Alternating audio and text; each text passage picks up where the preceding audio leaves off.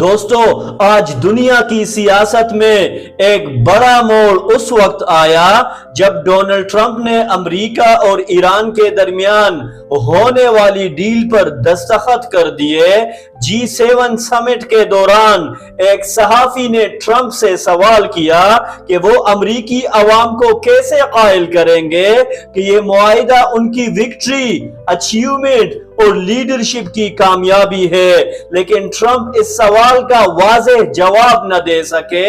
یہی وہ لمحہ تھا جس نے یہ سوال کھڑا کر دیا کہ کیا واقعی یہ معاہدہ ٹرمپ کی کامیابی ہے یا پھر آنے والے دنوں میں یہ ان کے لیے ایک پولیٹیکل برڈن، کرائسس اور چیلنج بن جائے گا۔ تجزیہ کاروں کے مطابق یہ معاہدہ ٹرمپ کے لیے گلے کی ہڈی ثابت ہو سکتا ہے۔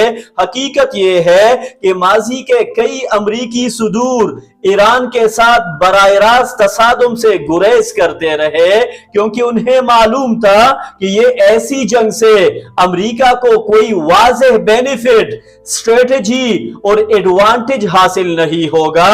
لیکن ٹرمپ کی شخصیت ہمیشہ سے ایسی رہی ہے کہ وہ اپنی امیج، پبلسٹی اور پاپولیرٹی کو بہت اہمیت دیتے ہیں۔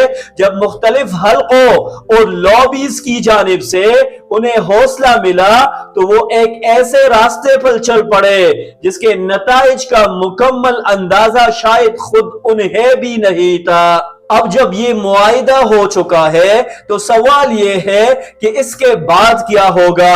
تجزیہ کاروں کے مطابق یہ دستخط صرف ایران امریکہ ڈیل پر نہیں ہوئے بلکہ ٹرمپ کی سیاسی ساکھ کے مستقبل پر بھی ایک بڑا سوالیہ نشان ہے۔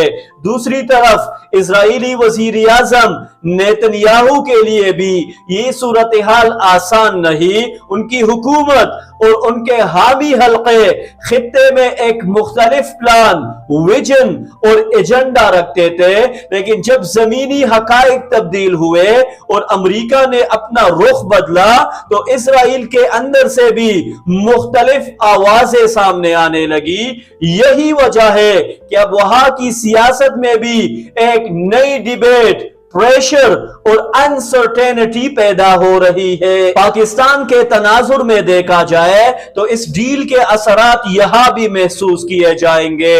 شہباز حکومت نے عوام کو یہ موقف دیا کہ خطے میں کشیدگی اور جنگی صورتحال کی وجہ سے تیل کی قیمتوں اور لیوی میں اضافہ ناگزیر ہے، لیکن اب جب جنگی ماحول ختم ہو چکا ہے اور معاہدہ سامنے آ چکا ہے تو عوام یہ سوال پوچھنے کا حق رکھتے ہیں کہ پھر پیٹرولیم لیوی اور مہنگی توانائی کی پالیسی کا جواز کیا ہے۔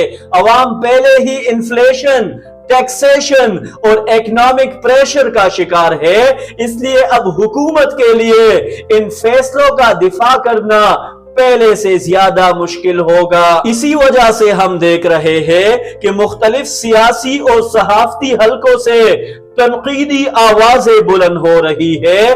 بعض کالم نگار، سیاسی شخصیات اور مختلف جماعتیں حکومت پر دباؤ بڑھا رہی ہے۔ جماعت اسلامی کی جانب سے احتجاج اور ہڑتال کی کال بھی اسے بڑھتے ہوئے عوامی رد عمل کا حصہ ہے۔ یہ تمام اشارے بتاتے ہیں کہ حکومت کے لیے آنے والے مہینے آسان نہیں ہوں گے۔ اگر عوامی غصہ بڑھتا رہا تو حکومت کو اپنی پالیسی، پرفارمنس اور گورننس کے حوالے سے سخت سوالات کا سامنا کرنا پڑ سکتا ہے۔ دوستو، ایران امریکہ ڈیل صرف ایک بین الاقوامی معاہدہ نہیں بلکہ اس کے سیاسی اثرات واشنگٹن، تل ابیب اور اسلام آباد تک محسوس کیے جائیں گے۔ ٹرمپ کے لیے یہ ثابت کرنا مشکل ہوگا کہ یہ ان کی مکمل کامیابی ہے۔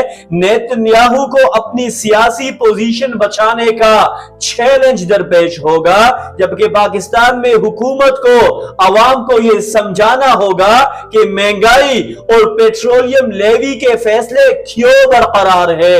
آنے والے دن یہ طے کریں گے کہ معاہدہ کسی کی کی وکٹری، سکسیس اور ماسٹر سٹروک ثابت ہوتا ہے، یا پھر کئی سیاسی کیریئرز کے لیے ایک نئے بحران کا آغاز بن جاتا ہے۔